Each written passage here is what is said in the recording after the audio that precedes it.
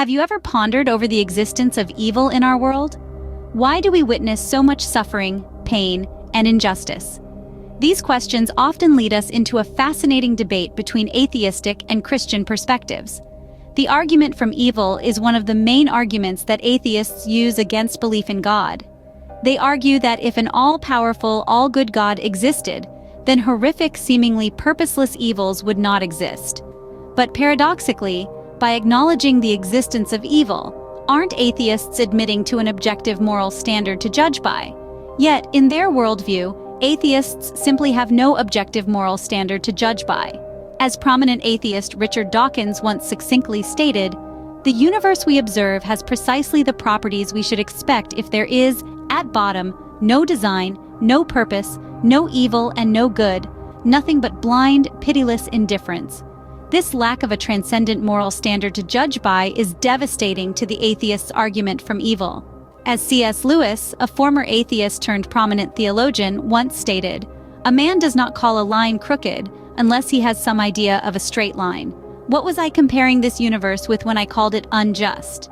In short, in arguing from evil, atheists are inadvertently acknowledging an objective moral standard by which we distinguish good and evil, and is thus for them to inadvertently defeat their argument from evil.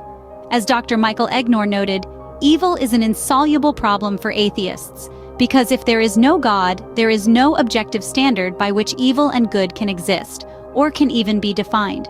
If God does not exist, good and evil are merely human opinions.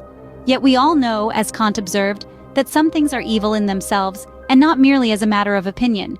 Even to raise the problem of evil is to tacitly acknowledge transcendent standards and thus to acknowledge God's existence.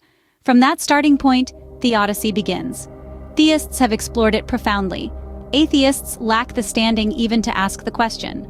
And while the argument from evil is a logically self-defeating argument for the atheist to make, when it comes to Christianity in particular, the argument from evil faces a unique challenge.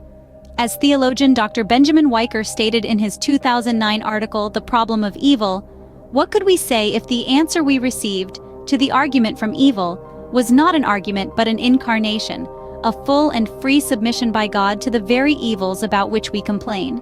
This submission would be a kind of token, a sign that evil is very real indeed, bringing the incarnate God blood-sweating anxiety, excruciating pain, humiliation, torture, and finally, a twisted and miserable annihilation on the cross. As real as such evil is, however, the resurrection reveals that it is somehow mysteriously comprehended within the divine plan. With the incarnation, the reality of evil is absorbed into the deity, not dissolved into thin air, because God freely tastes the bitterness of the medicine as wounded healer, not distant doctor. Further, given the drastic nature of this solution, we begin to recognize that God takes the problem of evil more seriously than we could ever have taken it ourselves. Likewise, the late Christian minister James Stewart once succinctly noted, "It is a glorious phrase of the New Testament that he led captivity captive. The very triumphs of his foes, it means, he used for their defeat. He compelled their dark achievements to subserve his end, not theirs. They nailed him to the tree, not knowing that by that very act they were bringing the world to his feet. They gave him a cross, not guessing that he would make it a throne. He did not conquer in spite of the dark mystery of evil, he conquered through it." In conclusion, while the argument from evil is logically self-defeating in and of itself, in that it assumes an objective moral standard to judge by, the argument from evil fails against Christianity, in particular, in a rather hard fashion. This is because, at the very heart of Christianity, at the very cornerstone of Christianity, is Christ's victory over evil and death. Rather than denying or explaining away the existence of evil, Christianity confronts it head-on and overcomes it. In short, Christianity proclaims a God who, far from serenely floating above all the evil and suffering in this world, enters into this world and takes the problem of evil and suffering, as Dr. Weicker noted, far more seriously than we could ever have taken it ourselves.